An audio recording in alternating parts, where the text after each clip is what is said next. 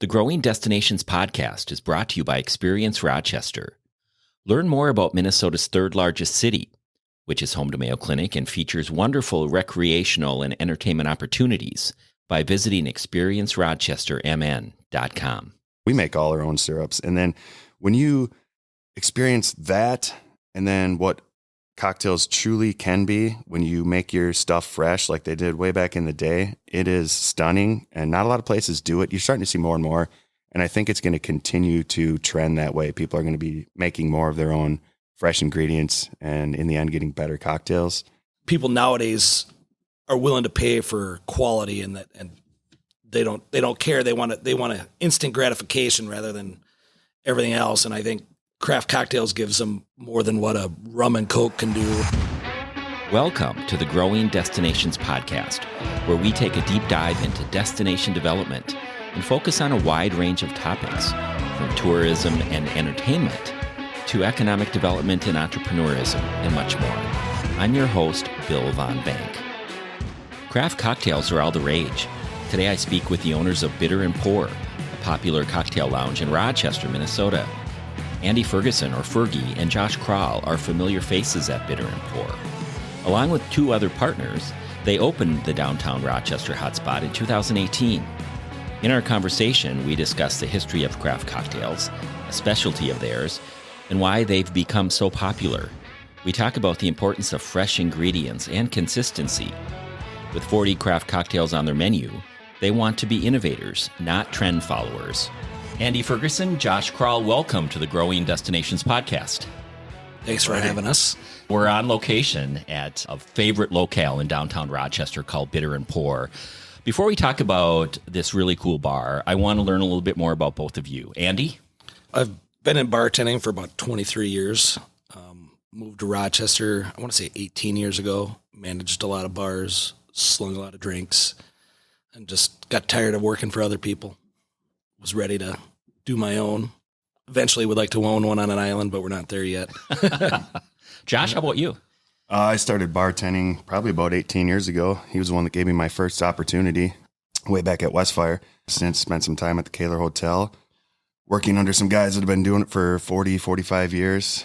A little bit brief stint at Michael's, and then really fine-tuned my craft at Pescara, working with some of their staff there.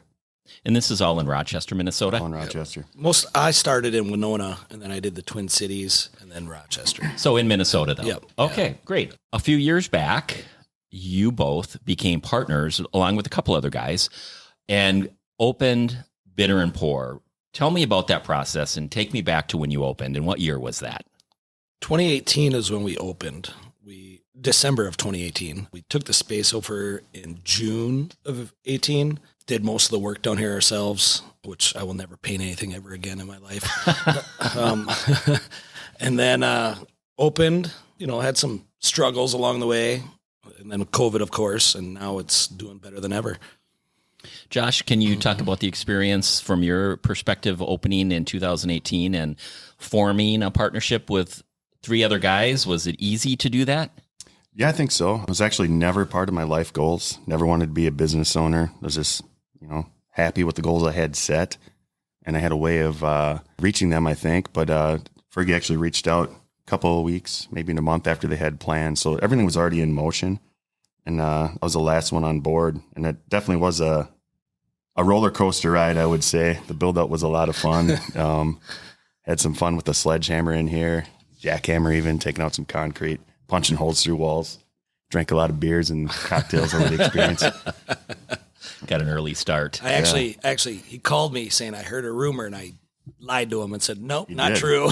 And then about a week later, I called him and said, hey, you want to come work for me? And he's like, nah, I don't want late nights. And I was like, I think I called him back 2 days later. I said, you want to be our business partner? Well, let's talk about Bitter and Pour. It's a really cool bar. I call it a speakeasy because that's just how I describe it. But you have a much better description of it on your website, and I'm sure in your elevator speech. So tell us more about Bitter and Pour. I think it's more of a cross between a cocktail lounge and a speakeasy. It's tucked away, hidden. But then, cocktail features is what we do. We have 40 craft cocktails on the menu. alone, which is more than a lot of places. Do you do food too? No food. We tried doing charcuterie boards and a couple small plates right out of the gate, but we were throwing away more than what we were going through. And our goal was never even to make money on it. It was more to break even and have people drink more. But thank God we got rid of it because we wouldn't have the cooler space for 40 craft cocktails in the back. Yeah, it actually backfired on us. It would get people to camp out a little bit longer so we couldn't turn the tables and make that money.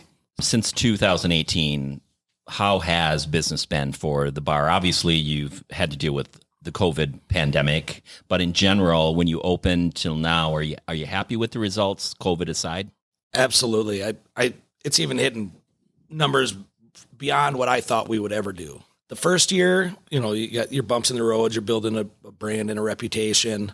So it was decent, but I definitely thought there was room for improvement. And then COVID hit. So that was 7 months of misery for us. At one point, we even reopened and shut down because we got tired of working so much to lose money. So we're like, let's just wait till fall. And then January 2021, when they allowed us to reopen after Thanksgiving and Christmas, things have just skyrocketed. I mean, we've almost doubled what we did the first year. I visited and I'm inspired by just your menu of craft cocktails. And I want to dig deeper into that craze of craft cocktails. It's all the rage, not just here in Rochester, Minnesota, but globally.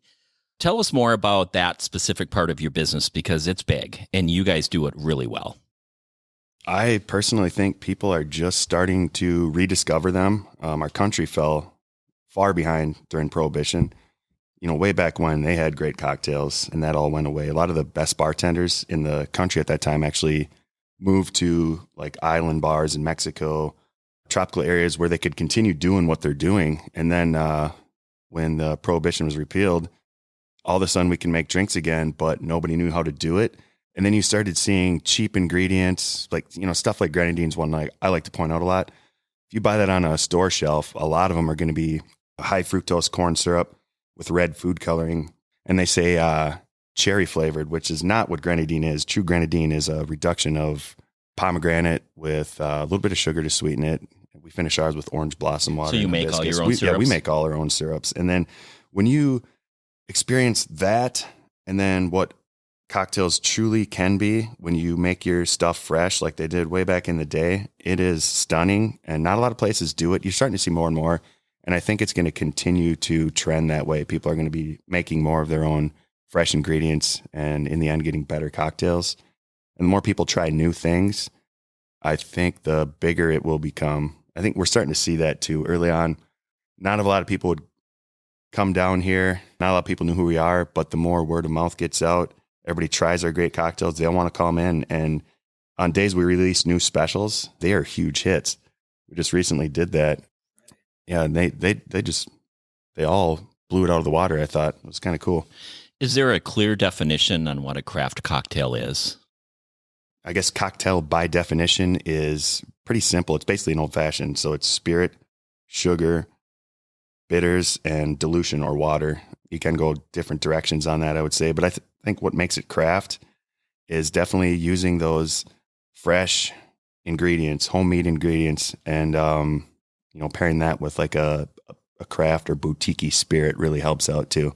I think adding exact measurements, like we get compliments all the time from our guests about they come here and they can order the Moulin Rouge from any 6 of our bartenders and it's going to taste exactly the same no matter who made it. Where every other bar in this town, everybody kind of free pours or makes it their own. Each bartender puts their own little spin on it. And it's like, well, the customers want consistency. Like they know this is how I like it. I don't want you to make it your way. I want the way it says it's supposed to be on the menu. And that's also a big thing for craft. I don't think you can call it craft if everybody's making it their own.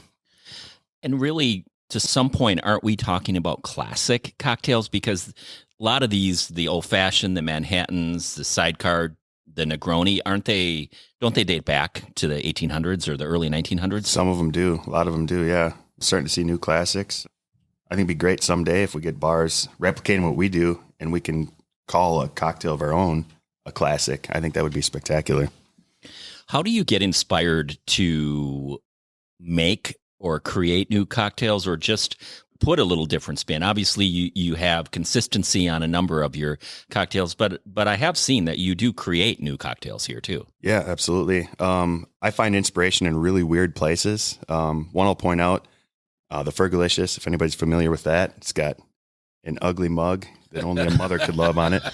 I actually got inspiration for that at a restaurant in Florida. It was a lot like a Hard Rock Cafe. I forget what they're called. But I saw an image of Ginny Hendricks on the wall, and it was just like a shadow image. And I'm looking at it like, all right, I'm going to make a gin cocktail with Jimi Hendrix's face on it. And I call it the Ginny Hendricks.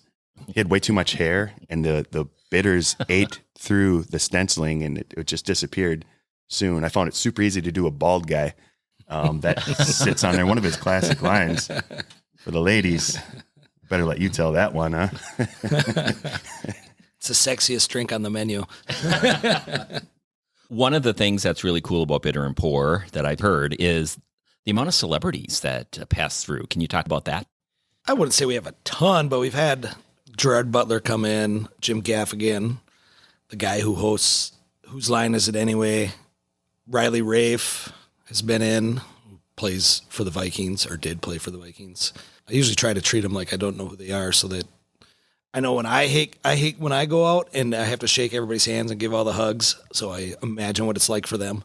And some of those acts actually appear at the Mayo Civic Center, so you can kind of determine that they're coming from a specific point. Correct.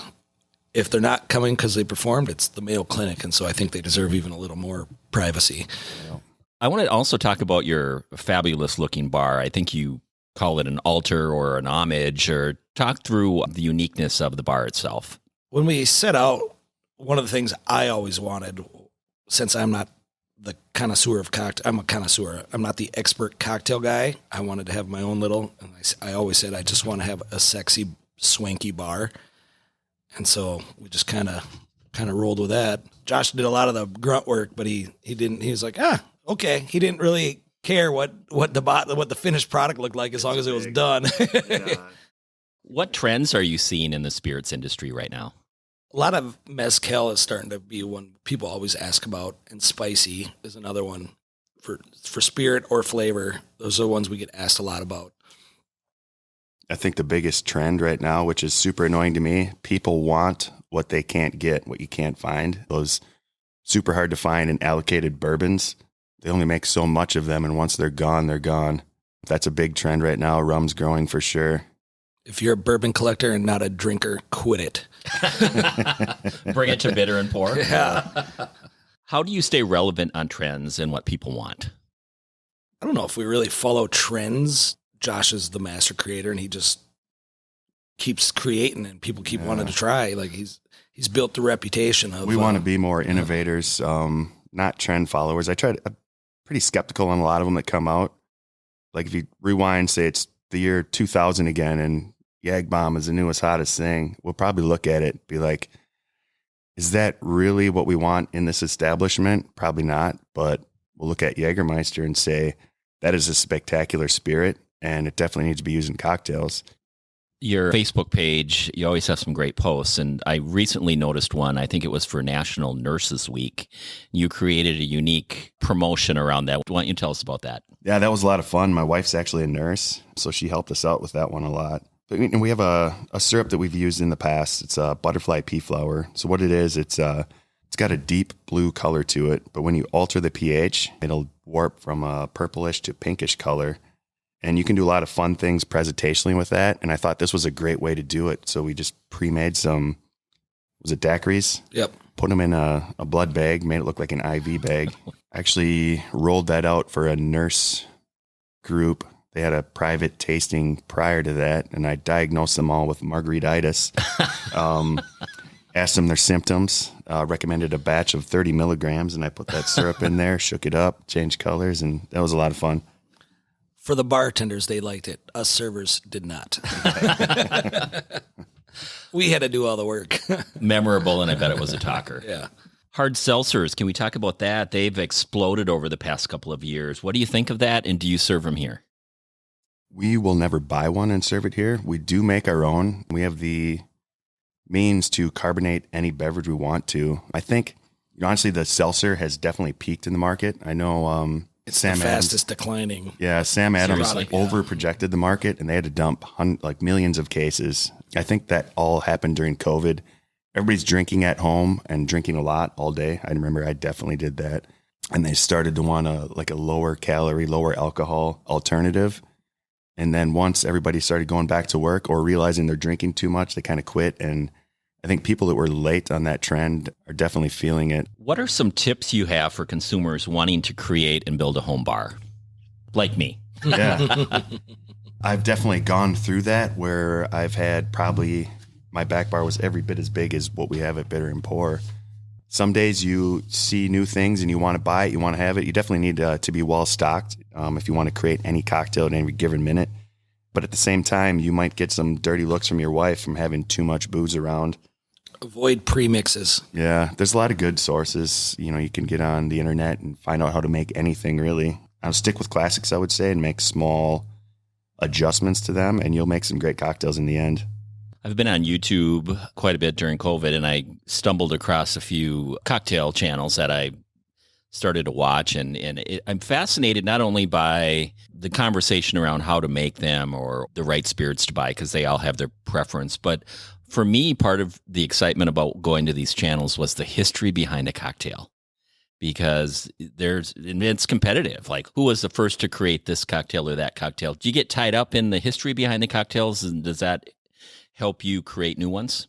Josh, probably a lot more than me. I don't do the research that he does or the background. I find stuff. He can taste and smell something and tell you pretty much exactly what's in it. Or I look at somebody and I can tell what flavor profile it is and if I like it or I don't like it.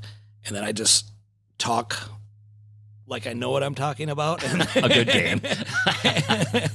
And people believe it and buy it. So, I mean, I don't have the history knowledge, but like Josh can usually tell you, like if you ask something about a certain spirit or a certain cocktail, he almost always has the history and the knowledge behind it. Can have a lot of fun with that sometimes too. In the end, if the cocktail tastes great, it doesn't really matter where it came from. But we recently did a fundraiser for Red Drop Resources called Margarita Madness. You were tasked with choosing a decade and then coming up with a backstory on your margarita. We went overboard. Like the origin of the margarita is very much in debate. There's talk that it was developed in Mexico. Some say Dallas. It could have been named after somebody named Margarita, or the Spanish translation is actually Daisy, which is kind of what a sour cocktail would in the back in the day was named a Daisy. We went over the top and we chose the 79 AD decade. Took place during the Pompeii eruption, and I had a nice blood orange magma colored bottom to my cocktail, layered with ocean blue. And our story was during the eruption, all the survivors of Pompeii had to craft life rafts out of mint, and I had a mint disc floating on top, and we used surface tension with 151 droplets around the side, and that mint disc would shoot around the cocktail. And we said that they had to craft rafts on mint and sail where they landed on Spain. And they made this cocktail with the tequila that they had on sale at their Costco or something. I don't remember what I said. And they landed in Spain and they called it the Daisy. Do you both have go-to drinks? Yes. Well, Josh is always the next one, his favorite. I definitely have favorite. I'm a bourbon guy generally. Like, just give me a bourbon and a big ice cube. But I love a good old-fashioned.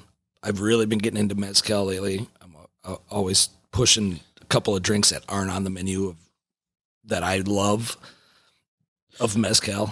Well, what's so popular about mezcal? Because I've seen the reporting on it, I've seen the trends, and that it is very popular right now.